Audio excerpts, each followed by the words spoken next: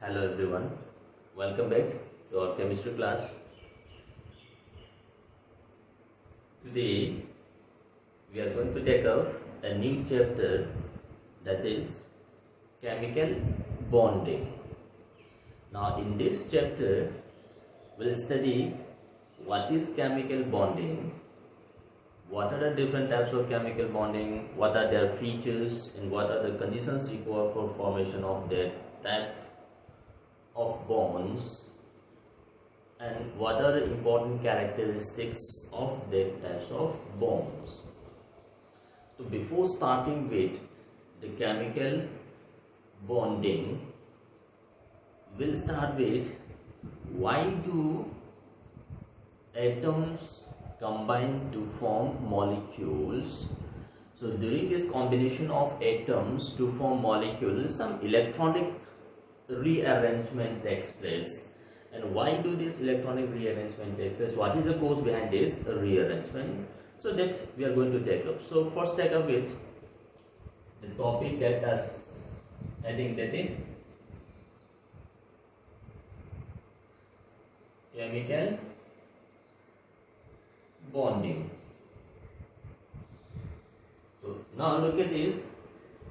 The term says bonding. So this term bond, this bond stands for the force of attraction or the attractive force.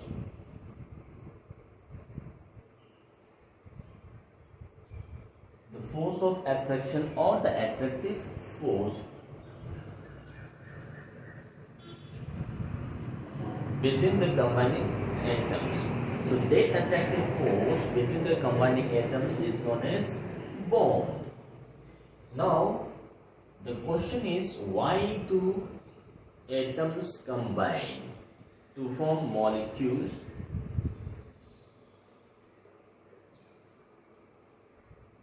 Why do atoms combine?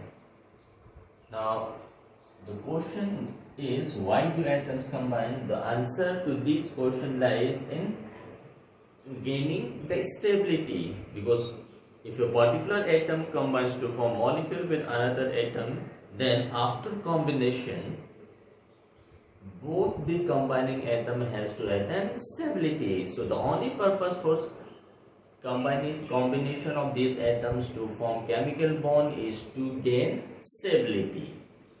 So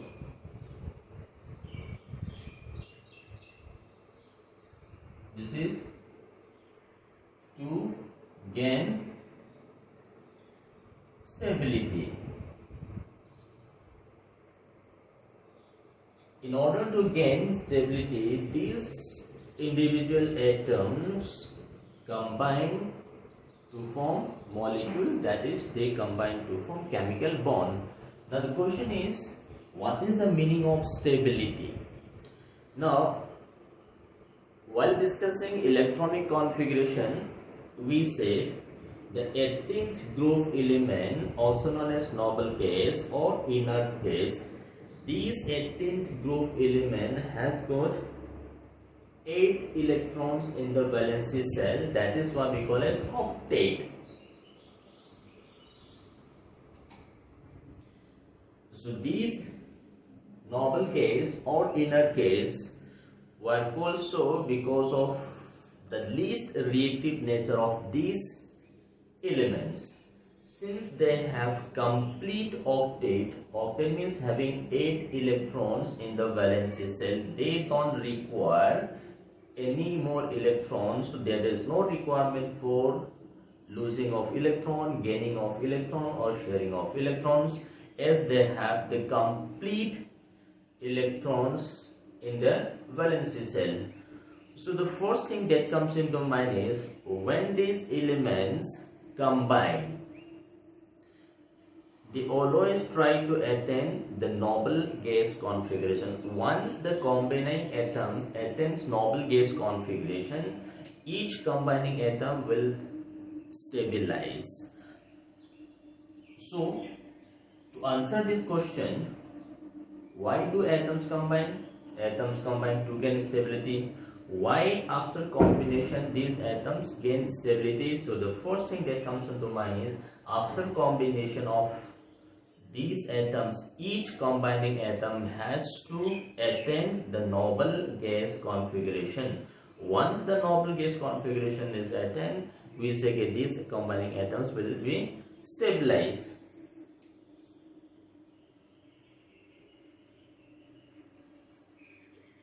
Noble gas or inert gas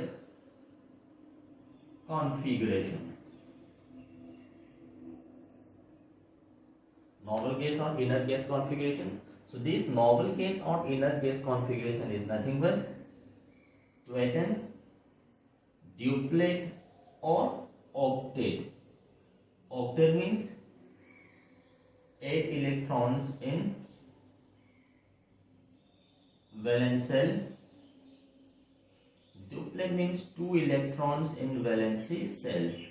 So this duplet means the configuration of helium. So helium has got 1s2. So helium is also grouped along with noble gas because it has got completely filled shell.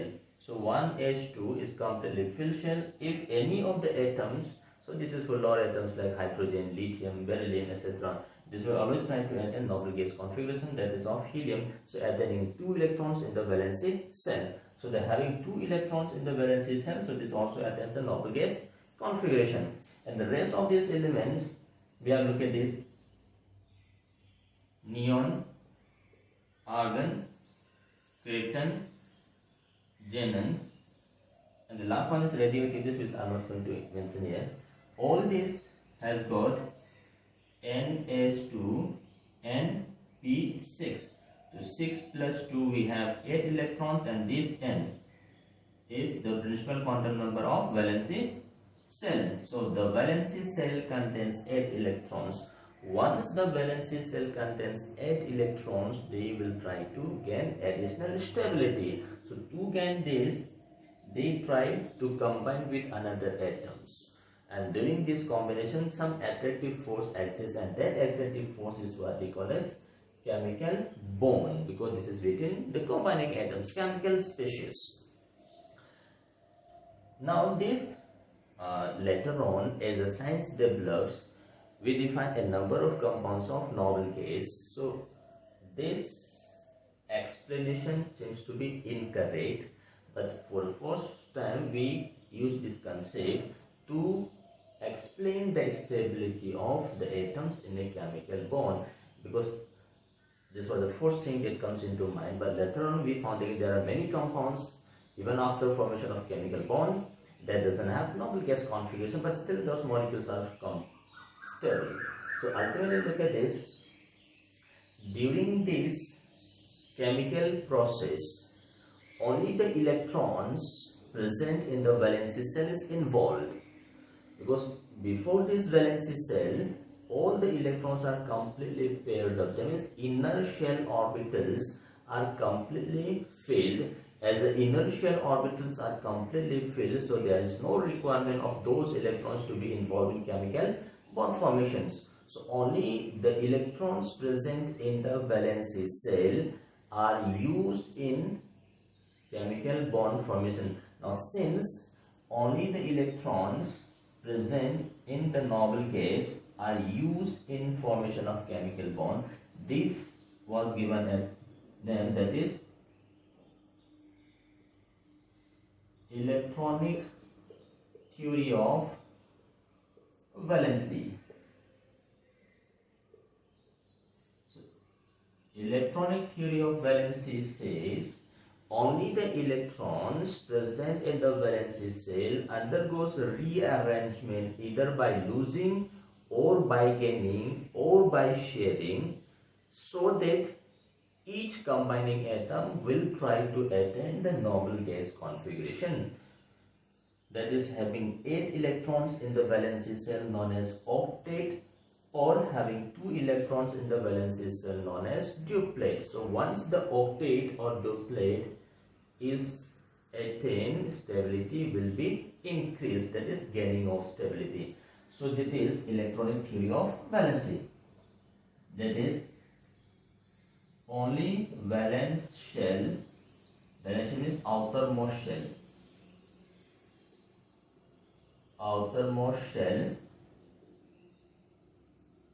electrons do take part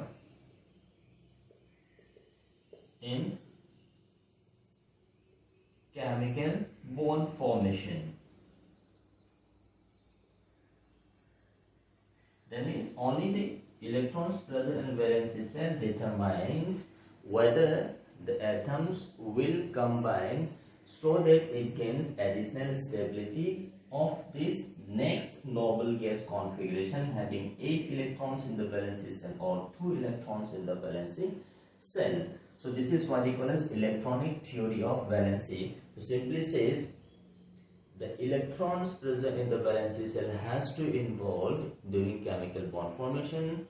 Why? Because the inner shell electrons are completely filled up, so no more electron losing or gaining or sharing is required in those electrons. So only the electrons present in the outermost shell will be involved in the rearrangement. So this is what we call as electronic theory of valency. This electronic theory of valency was independently developed by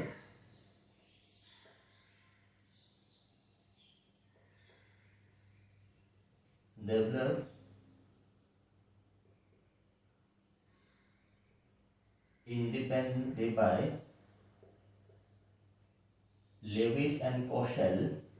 So sometimes in some of the books this is known as Lewis-Koshel theory, or which is nothing but electronic theory of valency. So independently developed by Lewis and Koshel and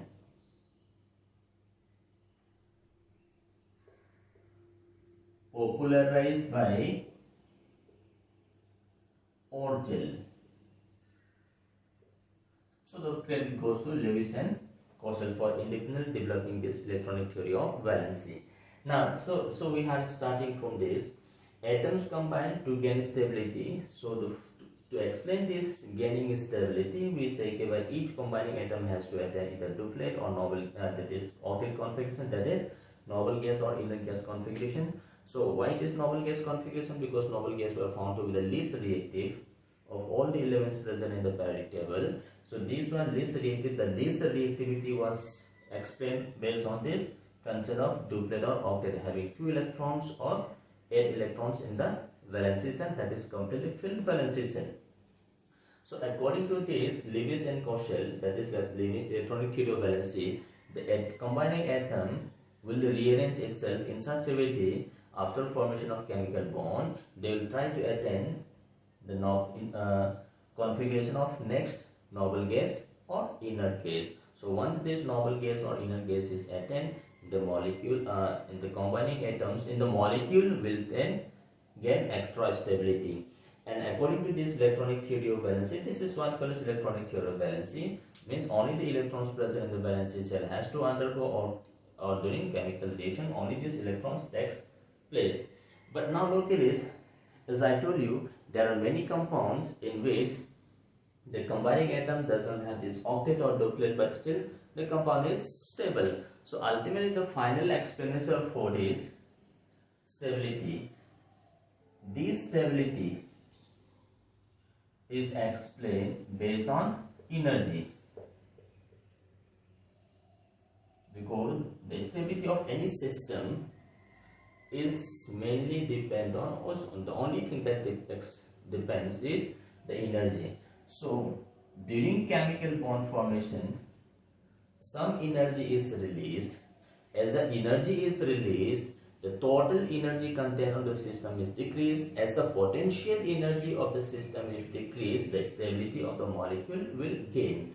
So any system having less energy will be more stable. If the energy content of the system is more, then the stability will be less. So the final authority to explain this stability is in terms of energy. So energy of the system is decreased during chemical bond formation, hence these atoms to combine, because before combination and after combination, so the energy content of the system after combination is less than the energy content of the system before combination. So we say that during the chemical bond formation, energy is released or total potential energy of the system is decreased, so stability has to increase. So this is the reason why atoms molecules to combine. Now let's see the different forms of combination.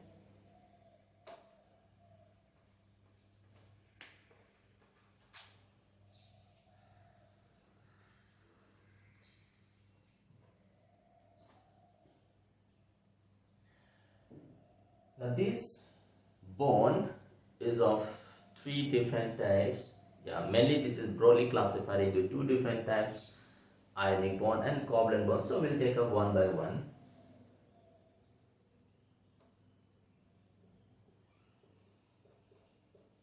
Ionic bond or electrovalent bond. Now look at this, as the name suggests, ionic bond.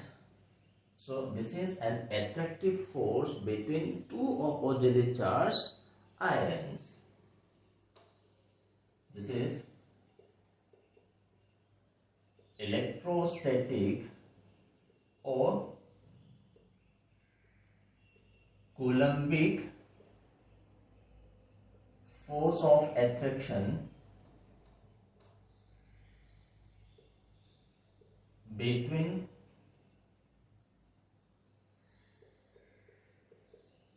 two oppositely charged ions.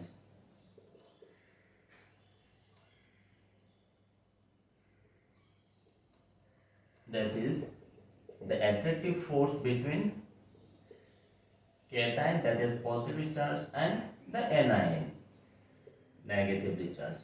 So the attractive force between the cation and anion, that is two oppositely charged ions, which is also known as electrostatic force or the Coulombic force of attraction. That attractive force is what we call as the ionic bond. So look at this. So in this ionic bond or electrovalent bond, there must be formation of ions. So look at this. Some of the combining atoms will lose electrons so that it is converted into cation, where the other combining atom has to gain electron so that it is converted into anion. Now since we have two oppositely charged ions, when they are placed side by side, they will exert a very strong attractive force, and that attractive force is what we call as ionic bond or electrovalent bond. So now look at this. So coming to the definition part, this ionic bond is formed by complete transfer of electrons from one combining atom to the other combining atom. Formed by complete transferring of electron from one combining atom to the other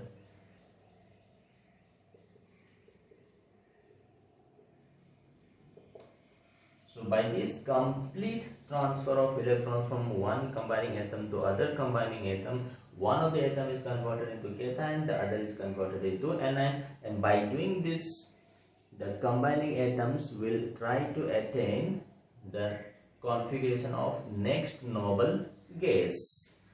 So this, after formation of cation and anion, when they are placed side by side, attractive force occurs. That is what we call as ionic bond or electrovalent bond. So look at this. One is transferring electron, the other one is gaining electrons. So during this ionic bond formation, one is losing electron. The one which loses electron is what we call as oxidation process, and the other part is gaining electrons. So the process of gaining electron is known as reduction process. So what we say is this ionic bond formation is nothing but a redox reaction. So one part is oxidized, the other part is reduced.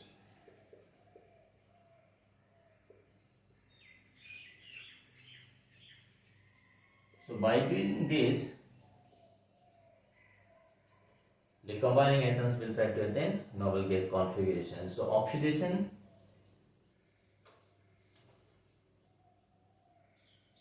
redox reaction. Now this ionic bond is mainly formed between metals and non-metals. Formed between metal and non-metal. So metal is converted into cation, while non-metal is converted into anion. So the non-metal will take up electron and is converted to anion. So metal is losing electron and is converted into cation. So non-metal to anion, that is reduction. So the non-metal is reduced and the metal is oxidized. So the ionic bond is always formed between metals and non-metals. So now look at this. Metal is oxidized when this is giving you cation. The non-metal is reduced, means this is gaining electron and is converted into anion. Now during this process, ionization, look at this, metal is converted into cation. That means we have here to supply energy, that is known as ionization energy. On the other hand, non-metal is gaining electron and this energy involved is known as electron gain enthalpy. Now when we have this cation and anion placed side by side, this forms ionic bond. And during this ionic bond formation, some energy is released and that is known as lattice energy. So we'll consider this energy parameter later on. So metal oxidized to give cation. So for this we have to supply energy in the form of ionization energy. Non-metal reduced to give anion. So this is gaining of electrons. So energy involved is known as electron gain enthalpy. So we have cation and anion when they are placed side by side. Ionic bond is formed. During the formation of ionic bond, energy is released. That energy release is known as lattice energy. So now coming to this, we are saying it is a redox reaction. This is from metal, metal and non-metal. So let's take up this example. So we'll be clear by taking up this example. So one more thing. Now we have a redox reaction. So in this redox reaction, metal is releasing electron, non-metal is gaining electrons. So the number of electrons involved in oxidation and reduction has to be identical. If oxidation gives you 5 electrons, then reduction has to gain 5 electrons. So the number of electrons in the oxidation and reduction half will be exactly identical. So let's take up this formation of sodium chloride. We have sodium plus and Cl minus. Sodium chloride formation. Now look at this. We have sodium metal, atomic number 11, electronic configuration 1s2, 2s2, 2p6, 3s1. So we have this. Now this sodium is converted into sodium ion. So let me rub this. So this sodium, now this electron present in the valency cell, this is the valency cell, outermost shell in which electron is present. Now this electron present in 3s orbital is removed completely. I mean, we are assuming this to be isolated gas system. So you have supplying energy in the form of ionization energy. So this is endothermic process. So after this is converted into sodium plus having 10 electrons. If you look at this, the configuration now becomes 1s2, 2s2, 2p6. We have 10 electrons here. So these 10 electrons, this is the configuration of neon. So after losing of this electron, one electron, the sodium ion is formed, and this sodium ion is having the configuration of neon, that is the noble gas. So if you look at this is oxidation process. So during this oxidation, one electron is involved. Now on the other hand, we have chlorine, atomic number 17, electronic configuration 1s2, 2s2, 2p6, 3s2, 3p5. So if you look at this is the valency cell.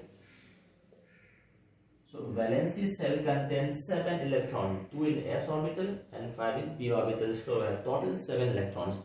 Now to gain stability, the number of electrons in the valency cell should be either duplate or octate.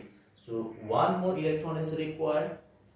So what this chlorine does is this accepts the electron given up by sodium. So this one electron given up by sodium is taken up by Cl. So as I told you earlier, number of electrons involved in oxidation reduction should be exactly identical. So one electron is given by sodium and the same electron is taken up by chlorine. When this is converted into Cl minus, the Cl minus is having how many electrons? 18 electrons. And if you look at this electronic configuration, that is 1s2, 2s2, 2p6, 3s2, and the last electron we added in the p orbital, that is 3p6. Now this is having octate, 8 electrons. This is also having octate, 8 electrons. If you look at this is the configuration of argon. So the next noble gas configuration is ethane. This is reduction. So the non-metal is reduced and the metal is oxidized. And finally, look at this Na plus Cl minus, when they are placed side by side, and there exists a very strong attractive force, and that attractive force is what we call as electrovalent force or ionic bond. So this is NaCl solid is formed, and during this formation some energy is released which is known as lattice energy.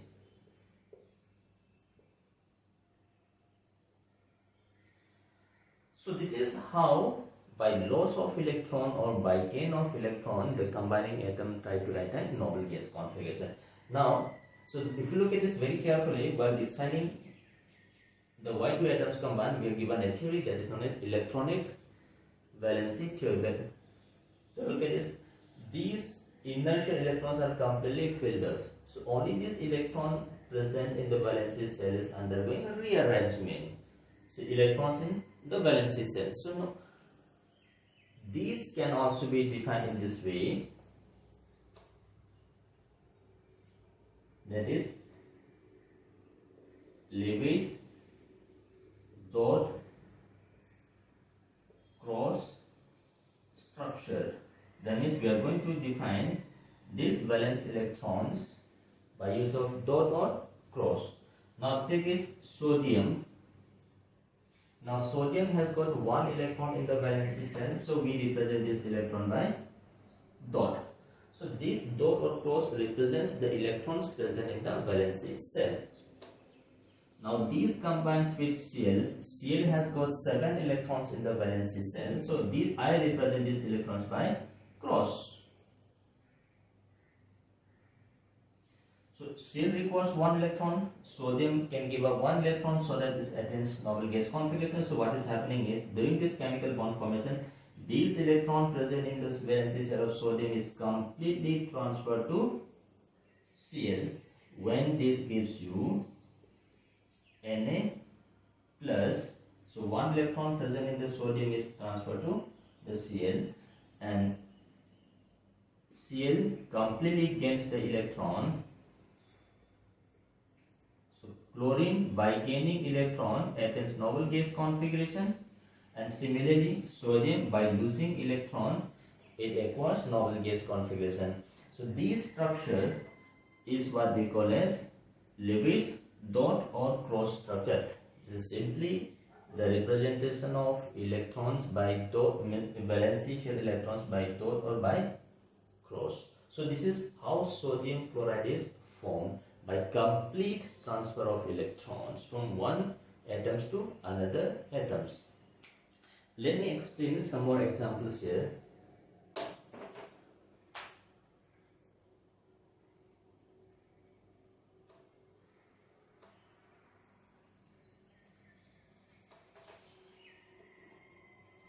Let's take up this formation of magnesium chloride. Start with this magnesium. Atomic number 12. Electronic configuration is 1s2, 2s2, 2p6, 3s2. So this is the valency cell. Now this magnesium loses 2 electrons, that is from s orbital outermost shell, so that this is converted into magnesium ion. So you have to supply energy in the form of ionization energy. Now this is having 10 electrons, so this is 1s2, 2s2, 2p6. Now look at this, this is having 8 electrons, octet is complete, and this is the configuration of neon. So metal is oxidized. Now during oxidation 2 electrons is removed. Now on the other side we have non-metal. So non-metal we have chlorine 17, electronic configuration 1s2, 2s2, 2p6, 3s2, 3p6, 5. So this requires one more electrons to complete octet. So already we have 7 electrons. If one electron is gained, this will be converted into the octet. So this acquires one electron, and during this process energy is released is in the form of electron gain enthalpy. When this is converted into Cl minus, having 18 electrons, electronic configuration of argon 1s2, 2s2, 2p6, 3s2, 3p6. So we have 8 electrons, and this is the configuration of argon. Now one Cl takes up only 1 electrons, but during this oxidation magnesium is losing 2 electrons, so there must be 2 chlorine atoms to accept 2 electrons. So we have this being multiplied by 2, and each chlorine will be acquiring 1 electron, so there is 2 Cl.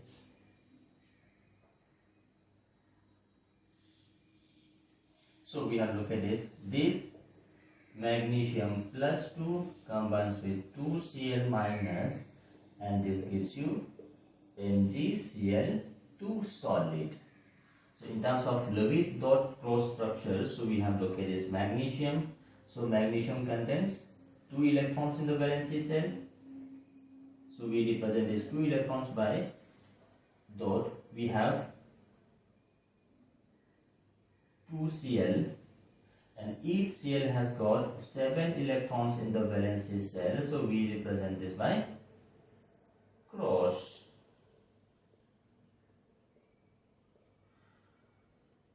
Now this magnesium, 1 electron is transferred to 1 chlorine, second electron transferred to second chlorine. When this is converted into magnesium 2 plus,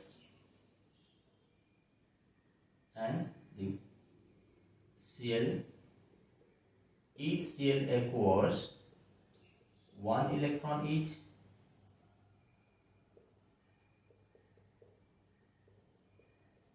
and by gaining this electron each Cl acquires noble gas configuration. So we have 1 minus 1 minus, so this is simply written as MgCl2. 2. So this is Lewis dot cross structure. So this is how magnesium chloride is formed.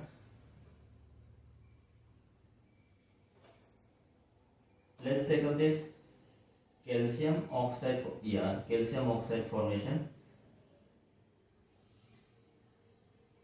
Take up this down member, magnesium oxide formation. Now we have this magnesium. I will just simply write on Lewis dot structure. Magnesium is having 2 electrons in the valency cell, and we have oxygen. Oxygen is having 6 electrons. Look at this: 8, 1s2, 2s2, 2p4. So this is 6 electrons in the valency cell. So oxygen requires 2 electrons to complete octet. So these oxygen is having 6 electrons in the valency cell. Take up these 2 electrons from magnesium. When this is converted into magnesium plus and oxide ion. So 2 electron is completely gained by oxygen when this is converted into oxide ion. So this is how an ionic bond is formed. Now what we are observing is, during this ionic bond formation, metal loses electron, non-metal gains electrons. So the number of electrons lost or the number of electron gained, this represents a term which is known as electrovalency. Electrovalency, this is number of electrons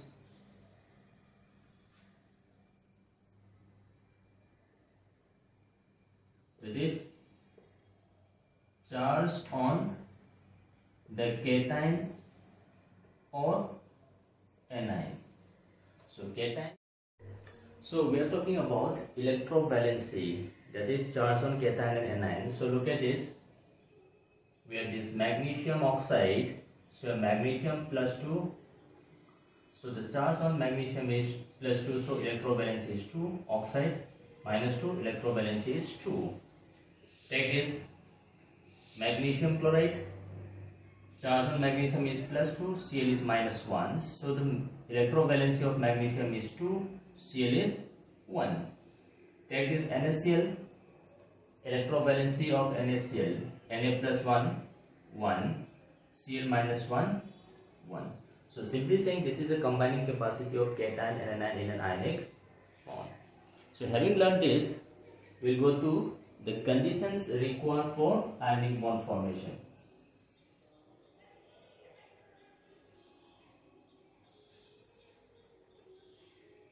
Ionic bond formation. Conditions required for ionic bond formation.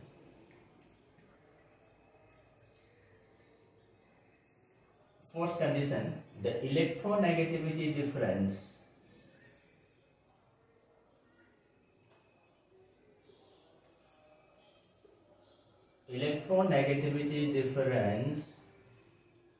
between the combining atom should be 3 or greater than 3. That means the electronegativity difference between metal and non-metal should be as large as possible. So if the electronegativity difference is less, the ionic character will be less. Number 2, so the ionization energy of metal should be as low as possible, because if the ionization energy is large, tendency for cation formation will be less. If the ionization energy is less, the tendency for cation formation will be more. So for this requirement is there must be a formation of cation, so the ionization energy of cation should be as low as possible. So look at this, we have this metal is to be converted into metal ion by release of n electrons, so we require this ionization energy. So this is positive, so this must be as low as possible. Third, electron gain enthalpy of non-metal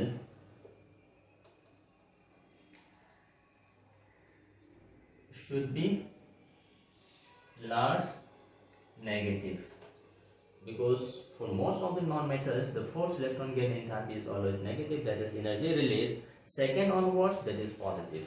So we have this non-metal acquires electron when we say electron gain enthalpy and is converted into anion. So these must be large negative. Fourth, the lattice energy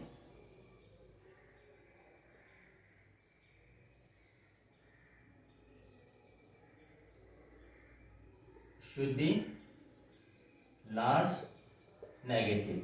So we have looked at this Mn plus Hn minus. So we have cation anion placed side by side. When these cation anions combines, this forms ionic compound. So during the formation of ionic compound, a large amount of energy is released, which is known as lattice energy. So simply saying, lattice energy is the energy released during the formation of 1 mole ionic compound from required number of cations and anions. So this is defined only for 1 mole of ionic compound formation. So energy condition says we have this ionization energy, which is always positive. Then we have electron gain enthalpy, which is mostly negative, but second onward this becomes positive. Then we have lattice energy, which is always energy release.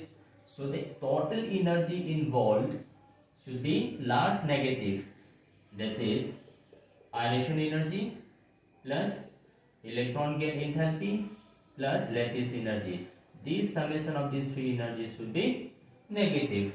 If the total energy involved is negative, means system releases energy, so energy content is decreased, stability will increase. So this is the energy requirement for this ionic bond formation. So look at this. Let me give you an example here. During the formation of magnesium oxide, we have looked at this. Magnesium is converted into magnesium ion by release of 2 electrons. So we have supply energy, that is ionization energy. Then we have this oxygen acquires 2 electron energy in the form of electron gain enthalpy. The total electron gain enthalpy value for this is also positive. But when this magnesium ion and oxide ion is placed side by side forming magnesium oxide, the energy is released, and that energy is known as lattice energy. So in this case, look at this first 2 energy is positive, the third one is negative.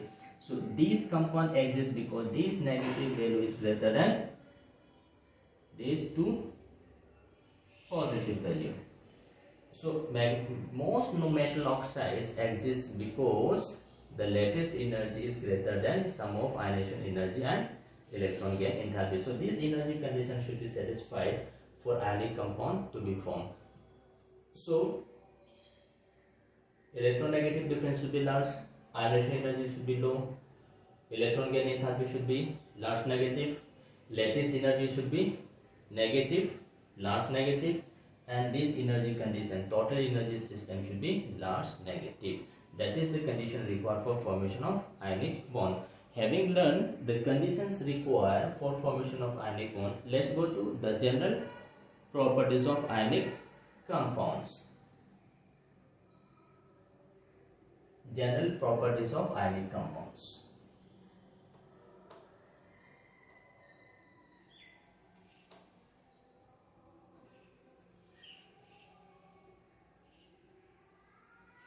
General properties of ionic compounds. First, ionic compounds are hard solids. So we have to explain why ionic compounds are hard solids. As I told you, in ionic compounds we have attraction between the ion pairs, because in the solid we have cations surrounded by large number of anions and anions surrounded by large number of cations. So this extends throughout the solid. As a result, we have millions and millions of ion pairs, and there exists a strong attractive force between the ion pairs. As a result of this strong attractive force between the ion pairs, these solids are hard solids. Due to strong attractive force between ion pairs in solid. Now, since there exists a very strong attractive force between the ion pairs, to break this bond we require large amount of energy. Hence, the melting point and the boiling point of these ionic compounds are very high. They have high melting and boiling point because of the same reason. Number 3, as I told you, in an ionic compound, a particular ion cation is surrounded by a large number of opposite anions, and each anion is surrounded by a large number of cations. So there is no particular direction in which ionic bond is to be counted. So ionic bonds are non-directional.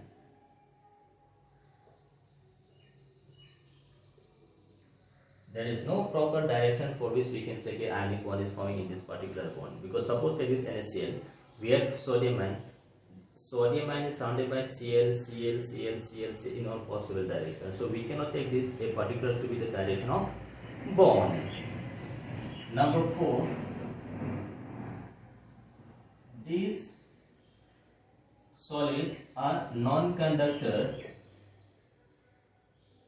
in solid due to the absence of free ion. Because as I told you, in solid there exists a very strong attractive force between the ion pairs, so there is no free cation and free anion, so their conducting power is 0. But they are conductors in melt or fused state or in aqueous solution. So in melt or fused state or in aqueous solution, free cations and anions are present.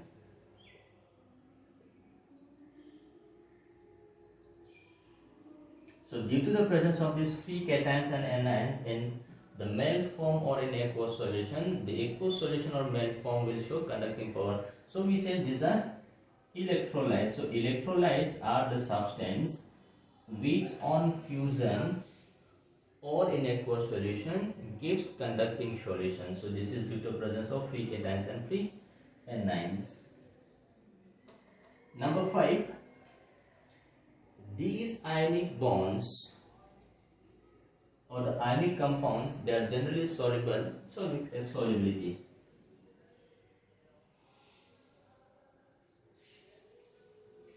Soluble in polar solvents like water. So ionic compounds are polar in nature. We have positive pole and negative pole. So polar compounds are soluble in polar solvent.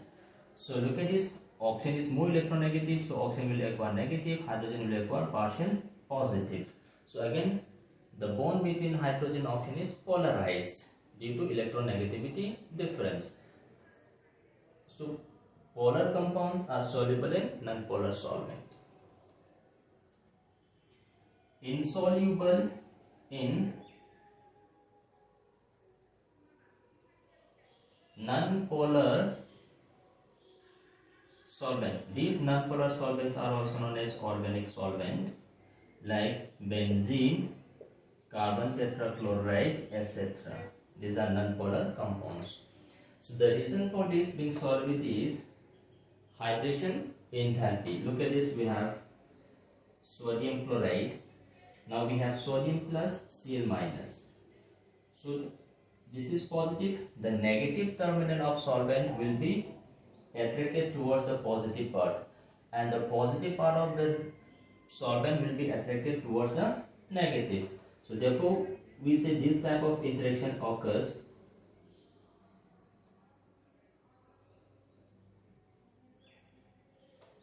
Similar, look at this, we have this.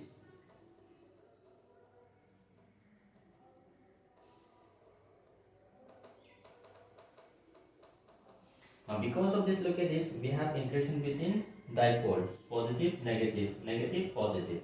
Because of this interaction, energy is released, and that energy release is used to break this bond. And ultimately, a stage comes when free cation and anion is formed.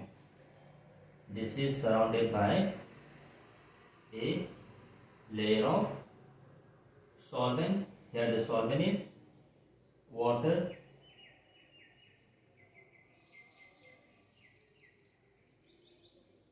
It is solvated ion or hydrated ion. Similarly, this Cl minus is surrounded by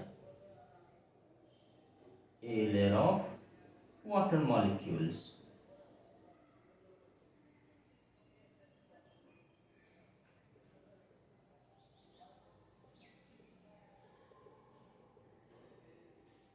This is solvated ions or hydrated. Since solvent is water, so we say this is hydrated. During this process, energy is released, which is known as hydration. So the rule for solubility is this hydration energy, delta H hydration, this energy release must be greater than lattice energy. If this condition is satisfied, then the ionic compound will be soluble. If not, the ionic compound will not be soluble. So when we say ionic compounds are generally soluble in polar solvent, when this condition is to be satisfied, that is, the hydration enthalpy should be greater than the lattice enthalpy. Take this example, we have barium sulfate, we have barium phosphate. These are ionic compound, barium plus sulfate ion, barium plus 2, phosphate 3 minus. This is insoluble in water. So why they are insoluble in water? The reason is the lattice energy is greater than the hydration enthalpy. So the condition for solubility is not satisfied here. So these are insoluble. So it simply means all ionic compounds will not be soluble in water. Only those ionic compounds whose lattice enthalpy is less than hydration enthalpy will be soluble in a polar solvent.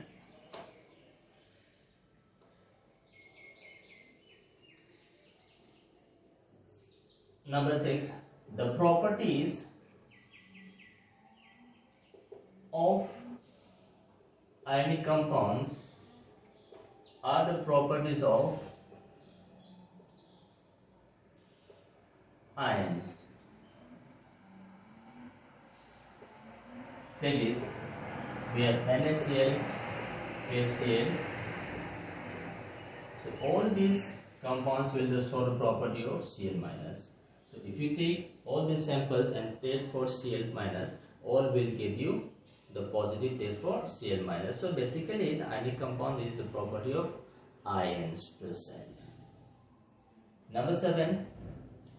The reactions of the aqueous solutions of ionic compounds are very fast, extremely fast. The reason being, in aqueous solution, this exists as free cations and free anions, and the reaction between free cations and anion is extremely fast.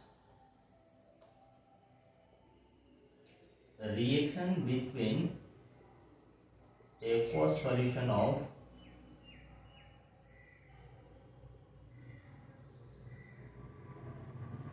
ionic compounds is very fast. The reason is, in aqueous solution we have free cations and anions, and no more energy is required to break the ionic bonds. So reaction between free cation and free anion is very fast. Take this, we have NaCl aqueous solution plus AgNO3 aqueous solution. When these are mixed together, immediately there is a formation of white solid. So the reaction is very fast. The moment you add this, immediately there is a formation of white color solid precipitate, that is HCl. So the reason is, look at this, in aqueous solution we have Na plus Cl minus, plus we have Ag plus and NO3 minus. So look at this, already this is in the form of ions. So no more energy is required to break the lattice. So immediately when this comes in contact with this, the moment you mix, this is clear solution, this is also clear transparent solution. So immediately when you mix these two, Ag plus combined Cl minus 2 give you white solid, plus this remains in solution. This is the reason why the reaction between aqueous solutions of ionic compounds are extremely forced. So these are general features of ionic compounds. So in a nutshell, we have discussed why two elements combine, what is the electrovalency theory, what is ionic bond, what are different steps in formation of ionic bond, and what are the energy terms involved in ionic bond formation, what is the condition required for ionic bond formation, and what are the general features of ionic compound formation. So this is a rough brief idea about ionic bond. Hopefully you enjoy this, and in the next class we'll take up with covalent bond. Thank you.